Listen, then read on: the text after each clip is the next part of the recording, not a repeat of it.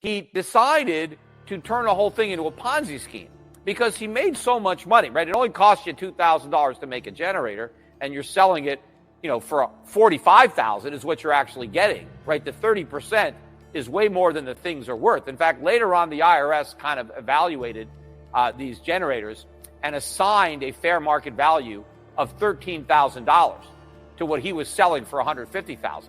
But no one gave a damn how much the price was because the government was paying for it, because the companies who were buying them came out of pocket nothing, right? So he figured out, okay, I can sell these generators, and the money I get for selling the generators, I can use that money to pay the older buyers and pretend that I've got leases. And I'm going to use that money to make these lease payments so everybody will think that I've actually leased out these generators, but I haven't leased out anything. I'm just running this Ponzi scheme. And then the Ponzi scheme went to another level because then he realized, what's the point of making generators that nobody even uses? Who cares? The buyers never see the generators. We don't actually have any real customers leasing them. So let's just stop making them. So then they saved money there. They didn't even make them anymore. And so the whole thing is a giant fraud. But the problem was, as more and more people got enticed into this great deal, he needed more and more people to come in so he can keep making the lease payments, because he had a lot more people now that were expecting income from these leases that didn't exist. So the thing had to get bigger and bigger, which is the case with all Ponzi schemes, until it eventually imploded. But I don't know if it imploded on its own, I forget, or if the government figured it out first and busted the guy. But the whole thing collapsed, now he's in jail. But the bottom line that I'm trying to get to here on this story is I'm reading this whole story, and not once does this guy blame the government. It's all this bad guy that took advantage of the taxpayer. He ripped off the taxpayer. No, the point of the matter is the government made all this possible. The government created the tax credits. Look, whenever the government does something like this, it's going to be abused. I mean, this guy is just an extreme example of that abuse, but everything the government does is going to be abused by its nature. Whenever the government creates a freebie, people are going to rearrange their circumstances to qualify it. The government comes in and distorts the market. The government decides that this is a great company and that people should buy their products, not the market. Then the government pays people to buy their products. This Ponzi scheme never would have happened but for the government tax credits. Take that out of the equation, and this thing never would have happened. So I am not going to blame this criminal. I'm going to blame a criminal government that enabled his crime, even if they didn't intend this to happen. Because again, it's not about good intentions. It's about actual outcome. And whenever the government does something like this, you know that there's going to be adverse consequences. Things are going to happen that you don't anticipate because they never look at the moral hazards of any of their laws or any of their programs or understand how everything they do is going to be abused. Look, people should not get a tax credit for anything that they do. I mean, people should, if we're going to have a tax, then it should be a fair tax and people would be paying the tax. But people have to make an investment based on its merits, whether or not it's actually viable, whether or not it actually adds value. You don't want to entice people to do things that destroy value just because they get a tax break, because that is encouraging inefficient, uneconomic behavior that collectively lowers the standard of living of everybody in the country. This is the real message from that story. But again, it's completely lost on the journalists at The Atlantic because none of these guys are suspicious of government. They probably look at this and say, just another greedy capitalist ripping off people, ripping off the taxpayers. No, this is an example of government ripping off the country, of why government needs to get out of the business again of picking winners and losers and subsidizing certain businesses and then punishing others. The government needs to be neutral and stay out.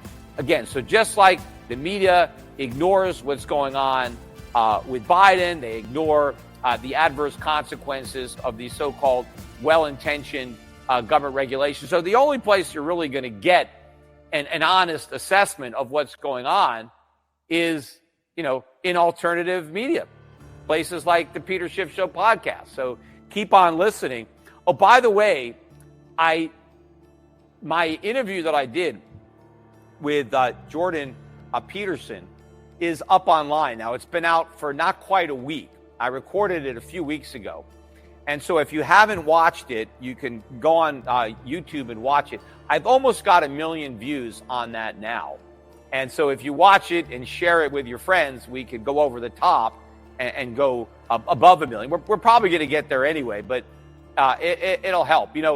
If you've been watching and listening to me for years, there's nothing really new that I'm getting into. I was trying to be very basic in this interview because I know that I'm talking to a lot of people who have never heard me before. So it's kind of like an introduction, to Schiffonomics, right? Just kind of, letting people know my thought process. And hopefully some of the people who are listening to tonight's podcast are brand new listeners. Maybe they didn't know about me and they learned about me through the Jordan Peterson podcast. And so I would welcome you, and hopefully you stick around and keep on listening.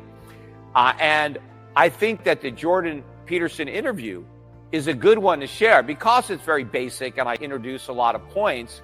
It's a good interview to share with other people that you're trying to encourage to listen to my podcast. Maybe share with them this Jordan Peterson interview, and it may prompt them to start also listening to the podcast. Again, the reason I'm not going to do a podcast on Sunday, I am going to be in Orlando for Rebel Capitalist Live with George Gammon. That's the first conference I've kind of been to in the States for a while. I'm kind of getting back into it. After COVID, I kind of took a step back, and now I'm going to start doing a few of these again.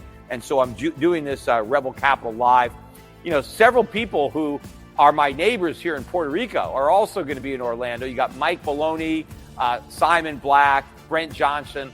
Those 3 guys also live here in Puerto Rico. So the 4 of us, along with many others, are going to be speaking, including my son, Spencer.